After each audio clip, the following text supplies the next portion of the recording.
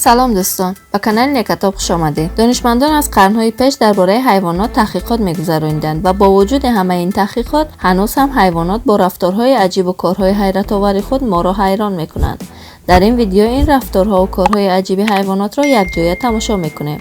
تا آخر ویدیو با ما باشید و لایک ماندن را فراموش نکنید. دوستان عزیز، چخیلی که میدونید سپانسر کانال نکتاب این شرکت یک ایکس میباشد. سیلکش در اولین کامنتر ما ذکر میکنم.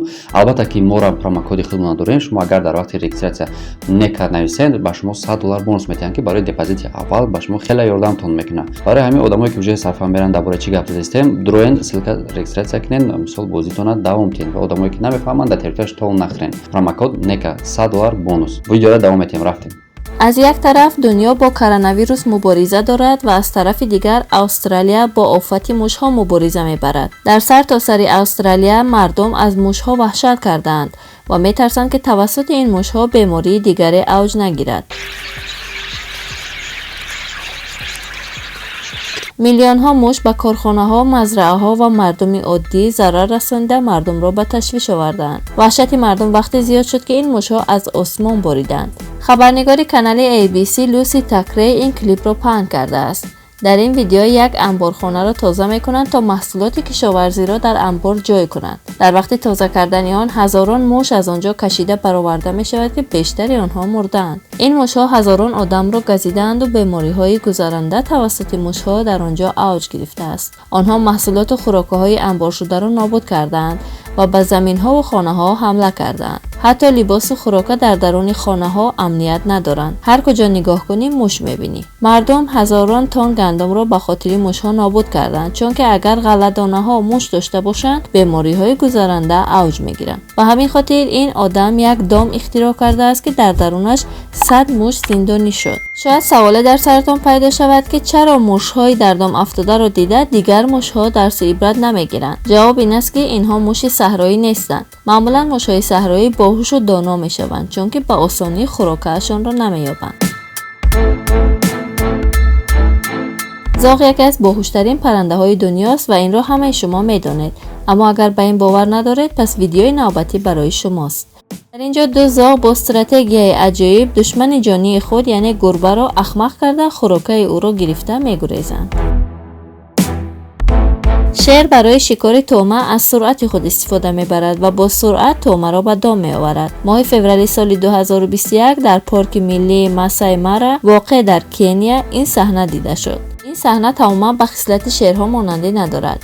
مهندس با نام صهیب الویک با دیدن رفتار غیرعادی شیر زود آن صحنه را ثبت می‌کند. در این صحنه شیر نیر آفریقایی مشغول به کندن زمین بود و بعد 7 ساعت زحمت و تلاش در خاکولای زمین را کند و از آن چقوری چیزی برآمد که شیر در انتظارش بود. آنجا یک گراز وحشی بود. گراز برای خود پناهگاهی مخفی در زیر زمین می‌سازد تا خودش و بچه‌هایش را از گرما و از حیوانات بیگانه محافظت کند. شیر بالاخره به مقصدش رسید و میوه صبرش را چشید.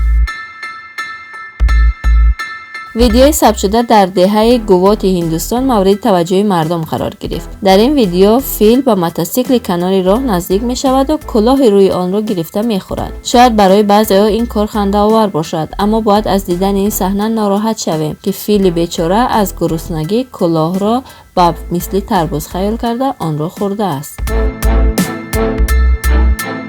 ماه نوامبر سال 2015 در سلسی کرناتاکا یک گاو پیش اتوبوس آمده می ایستد و پیش اتوبوس راه می گردد. گویا که تماما یک طرفه ایستادن نمیخواهد. وقتی درباره رفتار این گاو تحقیق کردیم فهمیدیم که 4 سال پیش گوساله این گاو توسط همین اتوبوس در همین راه مرده بود و بعد گذشت 4 سال هنوز گاو آن حادثه را فراموش نکرده است و هر روز از پس اتوبوس می رود و می خواهد آن را منع کند.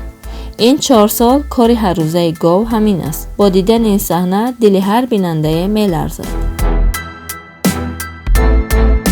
معمولا مردم برای موش دام می گذارند، اما در این ویدیو مرد یک مار بوه را با سوراخ دیوار تله می کند و بعد در زیر سوراخ یک ستیل را می گذارد. بعد از آن سوراخ یک تا موش ها می برایند و به ستیل می افتند.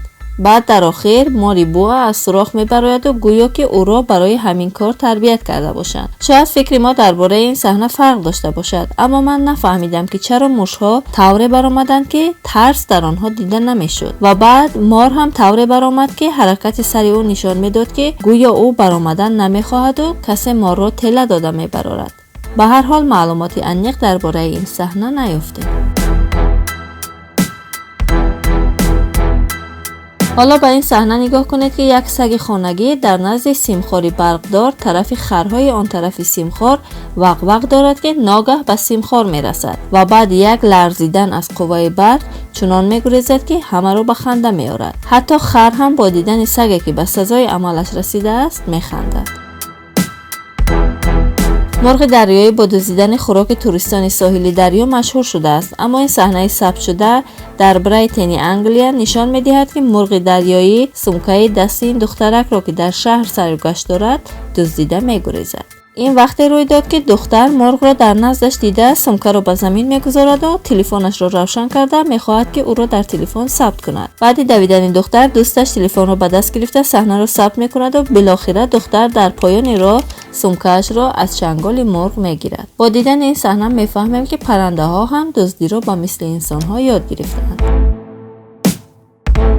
این ویدیو ماه نوامبر سال 2018 در ویتنام ثبت شده است و در آن دیده می شود که زنبورهای نشسته در خانه‌شان حرکت‌های زیبایی را ایجاد می‌کنند.